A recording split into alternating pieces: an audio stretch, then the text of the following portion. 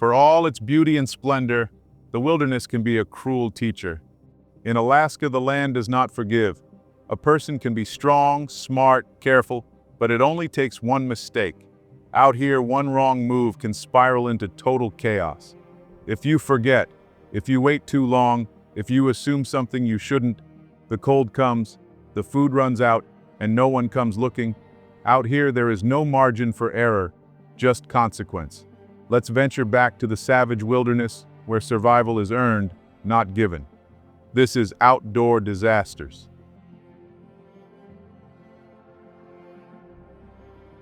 For Carl McCunn, his Alaska wilderness expedition would be soul-crushing.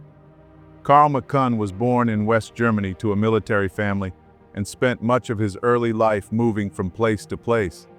After high school, he enrolled in college but stayed only a semester before enlisting in the Navy, where he served a 4-year tour. When his service ended, Carl headed north, taking work on a ferry between Washington State and Alaska before finally settling in Alaska for good in 1970. Over the next decade, he carved out a modest life, taking on odd jobs and spending his free time exploring the wild. But in the spring of 1981, Carl set his sights on something far more ambitious. At 34 years old, the seasoned wildlife photographer and outdoorsman began planning the ultimate adventure, a 5-month solo expedition into the unforgiving Alaskan wilderness deep inside the Arctic Circle. The area was so remote, it could only be reached by bush plane, a plane that would have to return months later to retrieve him. Armed with his camera, a rifle, and a carefully packed stockpile of supplies, Carl McCunn set off to chase the raw, untouched beauty of the Alaskan wilderness. It was March 1981, and the last grip of winter was beginning to thaw. A small bush plane carried him to a remote lake deep in northeast Alaska, an isolated pocket of land surrounded by dense forest and towering snow-covered peaks.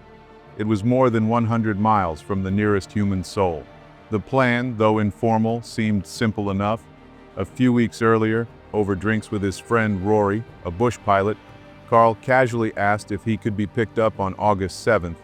Rory agreed, but with a caveat, only if his schedule allowed. Nothing was written down. No flight was officially arranged. Still, Carl pressed on with the trip. He envisioned it as a once-in-a-lifetime opportunity to escape the noise of the world and immerse himself fully in his craft. The wilderness offered everything he longed for: breathtaking scenery, elusive wildlife, and the kind of total solitude that few ever experience. For months, everything went according to plan. Carl hunted, photographed, and kept a detailed journal. The days were long, quiet, and filled with purpose. He lived simply and well, seemingly in harmony with the land. But as summer faded and the first cold winds of autumn began to stir, Carl started preparing for the journey home. The adventure had been everything he hoped for, but now, with winter fast approaching, it was time to leave. And in the Arctic Circle, winter doesn't arrive gently. It crashes in. What was expected to be a routine departure would prove to be anything but. A critical oversight, subtle at first, set off a chain of events that would spiral far beyond his control. In hindsight, it was a decision that would come to define the ordeal, one he would deeply regret. By the time summer ended, Carl had shot more than 500 rolls of film. He had captured the land in its quiet hours, moose in the shallows, clouds rolling over the peaks, the way the sun burned low on the water. He thought maybe the photos would sell. Maybe they'd be good enough to fund another trip next year. On the morning of August 7th, he stood at the edge of the lake and threw boxes of ammunition into the water. The plane would be small. There wouldn't be room for everything. He didn't need the extra weight. He thought he was going home. It was the last day, and Rory was coming. He packed up his camp. The sun moved slowly across the sky. He waited by the lake. Every time the wind shifted, he looked up, but the sky stayed empty. The sun began to sink. In the Arctic, that meant it was nearly midnight. Still no plane, no sound, just the quiet. Carl stayed another night in the tent. He didn't sleep much. He lay awake thinking about Rory, about the lake, about the silence. He didn't feel angry, just confused. It didn't make sense. Rory said he'd come. He had said it. The next morning, Carl remembered something. That night, they had been drinking heavily. He had asked Rory about the pickup, and Rory had said he could, but he'd need to check his schedule. Carl never followed up. He'd been too caught up in the planning. The supplies, the maps, the dream of it. Now the dream was still around him, but it felt different. There was no plane. There was no plan. There was no way out. The days passed, then the weeks. Carl marked time in silence, in the light and dark, in the empty sky. What began as patience became waiting. What began as waiting became dread. He watched the lake and listened for the plane, but it never came. He knew then, no one was coming. There was no search party, no worried calls, no helicopters overhead, no reason to expect them. Carl had made that certain himself.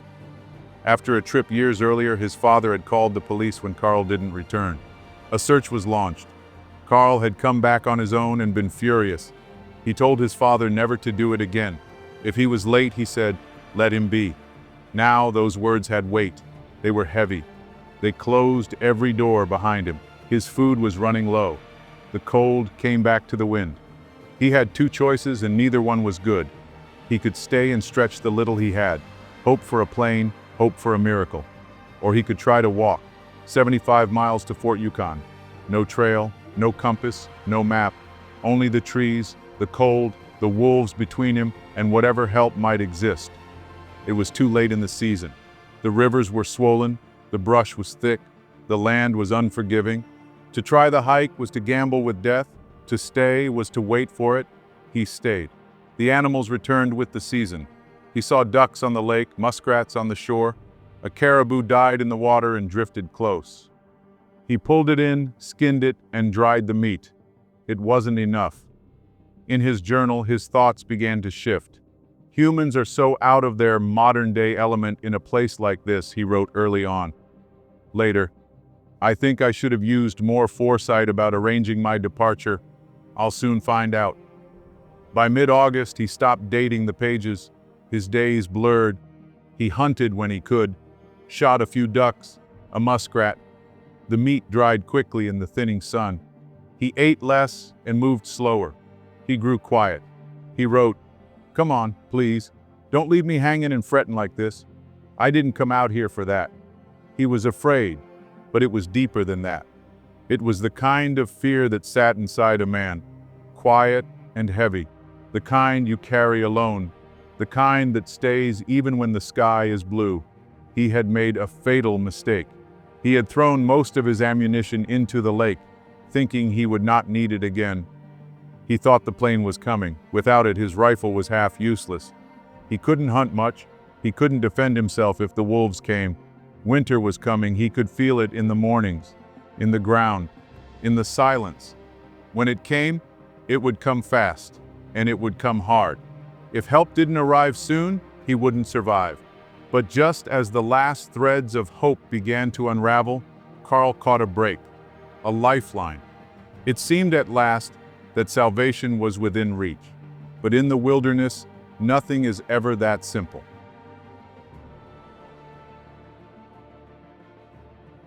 One day in late August, Carl heard a sound he hadn't heard in weeks. It started low, a faint hum, barely there at first, then it grew louder, steady, mechanical. The unmistakable sound of a small plane engine moving through the sky. He shot up from where he sat and grabbed the first thing he could find, his orange sleeping bag. He ran out into the clearing, heart pounding, and waved it over his head with everything he had. He shouted, he jumped, he waved again. It had to see him. The plane was white with blue trim, Alaska State Troopers. He was sure of it. He thought maybe someone back home had finally realized he was missing. Maybe Rory. Maybe his father, despite what Carl had told him. Maybe someone had said something. The plane dipped low over the camp, real low. So low, Carl swore he could see the pilot's face, see the tilt of his head as he looked down. Carl threw his fist in the air and laughed. He thought it was over. The waiting, the hunger, the fear. But the plane didn't land. It circled briefly, then pulled away and flew off toward the mountains, the sound of the engine fading until it was gone again. Carl stood there long after the plane vanished over the trees. The orange sleeping bag hung loose in his hands, forgotten. He didn't move. He couldn't. He was confused, bewildered. Maybe the pilot had seen him but couldn't find a place to land. Maybe he had radioed for help and someone else would come. That's what Carl told himself. That's what he needed to believe.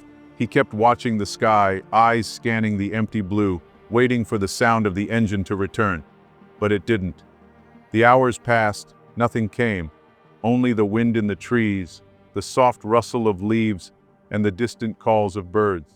The wilderness had its own rhythm, and it moved on without him. The clearing was still, too still, and Carl knew what that meant. No one was coming.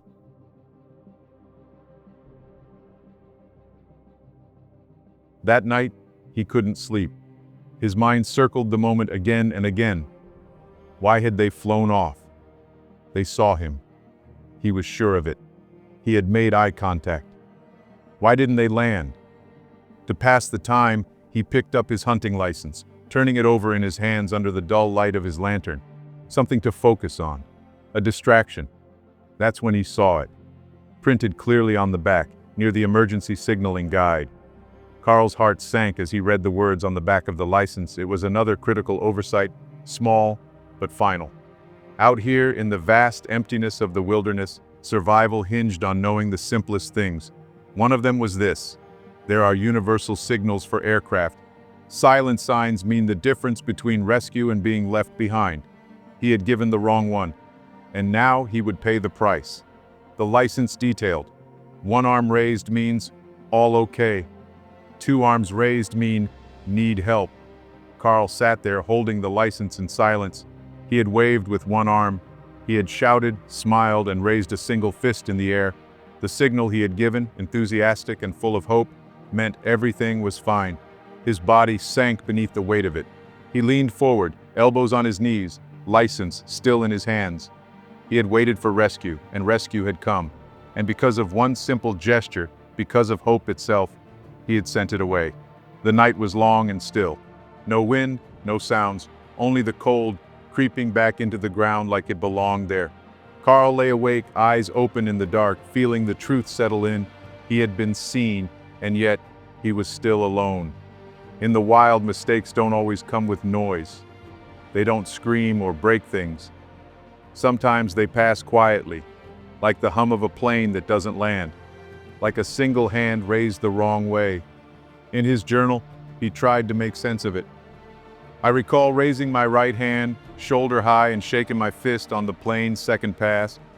It was a little cheer, like when your team scores a touchdown or something. Then, the line that crushed him. Turns out that's the signal for all okay, do not wait. Man, I can't believe it. After that, the weather changed. The snow came heavy, the lake froze, the ice sealed off the water, and with it, most of the food. He saw his first wolf, a big one, like a husky but heavier. He tried to shoot it but missed. It yelped and vanished into the trees. He wrote, "Bad shot and bad show of patience." By October, it became a contest. Not man against nature, but man against the things that were better suited to survive it. Wolves, foxes. They stole the rabbits from his snares. Some nights he heard them out there in the dark, closer than they should be. His journal entries changed. The handwriting stiffened. His thoughts narrowed. It's been a terrible day for me, and I won't go into it. Hands getting more frostbitten every day. Have only one meal of beans left. Honestly, I'm scared for my life, but I won't give up. But he was giving out. Slowly, quietly. He moved less, ate less, slept in short bursts, always cold, always listening. The food was almost gone. The animals had moved on or been taken. He stopped trying to shoot birds. Too much effort, too little return. His body thinned. His fingers cracked and bled in the cold. Weeks passed. The wind came back and stayed. The sun dropped low and stayed there. The silence deepened.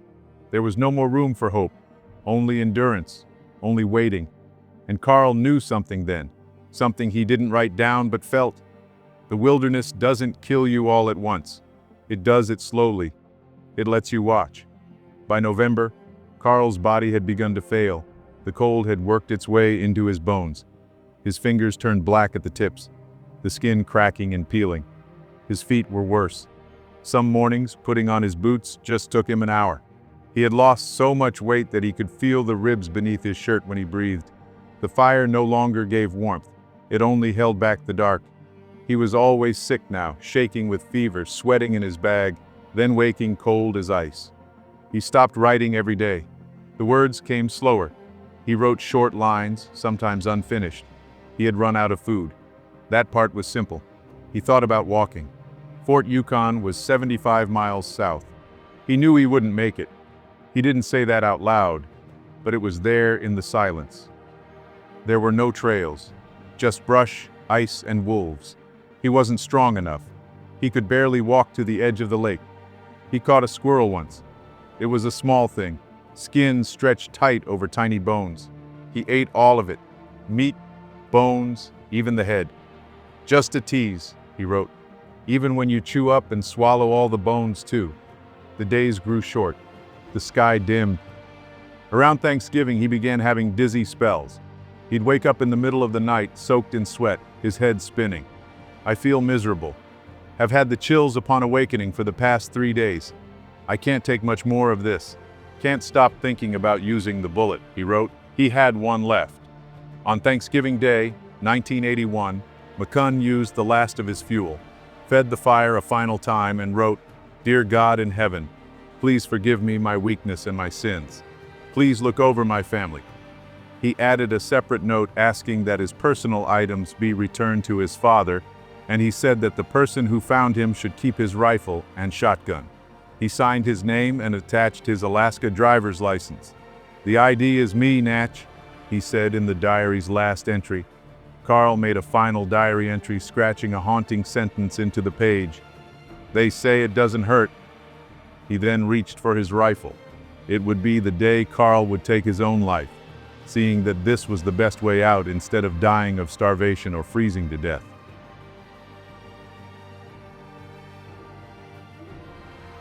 In February 1982, Alaska state troopers arrived by air, dropping down over the frozen lake where Carl McCunn had made his camp the previous spring.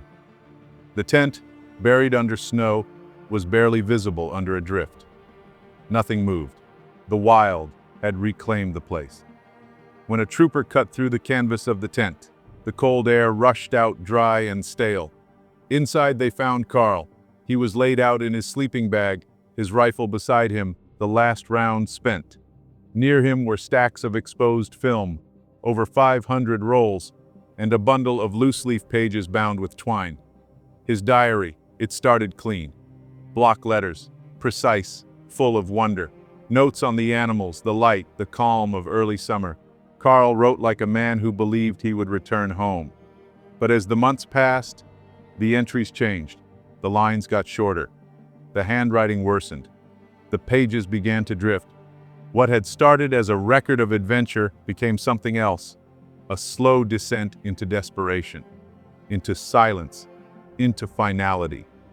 He had written about the plane that came and went, about the signal he gave, a raised arm, a cheer, the wrong message. That mistake had sealed everything. The final entries were nearly illegible, scratched out with stiff, frostbitten fingers. He wrote about burning the last of his Coleman fuel, about feeding the fire the last split log. His hands barely worked. His thoughts spiraled between hope, regret, and a quiet acceptance of what was coming. In one of the last lines, he addresses God, asked for forgiveness, asked that his belongings be returned to his father. He left his driver's license attached to the final page. On the very last sheet, he wrote, "Am burning the last of my emergency Coleman light and just fed the fire the last of my split wood. When the ashes cool, I'll be cooling along with them." The diary, 100 pages long, now sat in the coroner's office in Fairbanks. At the inquest, investigators pieced the story together, how a raised hand meant all okay, and how that small overlooked truth had left him stranded. How Carl McCunn, A man prepared for everything, but the details had survived longer than most could have, and died with nothing left to give but his words. Carl McCunn went into the wilderness seeking peace, but found the truth that nature offers no forgiveness, only consequence. His death was not the result of one grand failure, but a series of quiet misjudgments, each small enough to overlook until it was too late. In the vastness of the wild, it is not strength that determines survival, but awareness, and the price of forgetting can be absolute.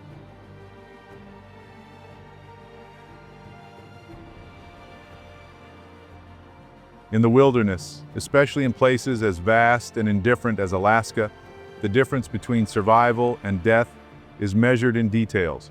A forgotten call, an unconfirmed pickup, a single raised hand. To walk into the wild is to step outside the safety net of modern life. Nature does not bend for hope, nor does it pause for error. It does not care if you meant well. It answers only to what you do right and what you don't. If you venture into remote country, especially alone, you must treat every plan like it's your last line of defense. File a flight plan. Confirm it twice. Carrying a satellite communicator is not just a hope that someone will remember a date. Don't assume the signal you send will be understood. Know it will be. Pack more food than you need. Keep every round. Tell someone when to expect you and what to do if you don't come home. Nature can offer beauty few ever touch, but it comes at a cost. Respect is not enough. You must also be precise. In the wilderness, especially in Alaska, mistakes aren't lessons, they're death sentences. The land doesn't care about your intentions, your experience, or your optimism. It responds only to what is done right and punishes what is not. One forgotten signal, one wrong decision, one moment of pride or oversight can have you facing a full-scale outdoor disaster.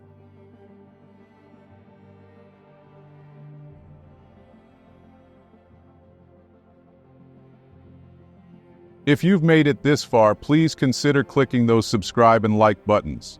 Want more outdoor disasters content? Check out these videos I believe you'll enjoy. Thank you for watching.